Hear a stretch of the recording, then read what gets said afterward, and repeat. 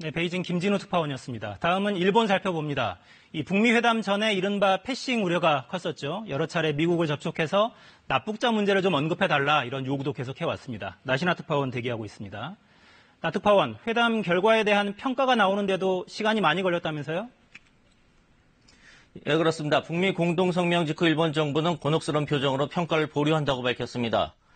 트럼프 대통령이 기자회견에서 일본인 납치 문제를 거론했다고 말한 뒤에야 협상 결과가 의미가 있다는 뜻을 밝혔습니다. 아베 총리는 어제 저녁 관저에서 기자들과 만나 북미 회담에 이르기까지 트럼프 대통령의 리더십과 노력에 경의를 표한다고 말했습니다. 특히 일본 입장에선 중요하고 간절한 문제, 납치 문제를 명확히 제기해준 데 대해 감사의 뜻을 밝혔습니다. 아베 총리는 어젯밤 트럼프 대통령과 직접 전화통화를 하면서 회담 내용을 설명들은 뒤 또다시 심야 회견을 가졌습니다. 이 자리에서 김정은 위원장이 한반도의 완전한 비핵화를 명확히 약속한 것은 의의가 크다고 높이 평가했습니다.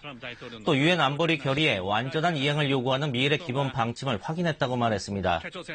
납치 문제는 결국 일본과 북한이 직접 마주보고 해결해야 한다고 말해 북일 정상회담 추진 의사를 거듭 확인했습니다. 네, 북일 직접 접촉 가능성, 이 계획을 좀 가지고 있군요. 일본 언론들 평가도 좀 전해주시죠.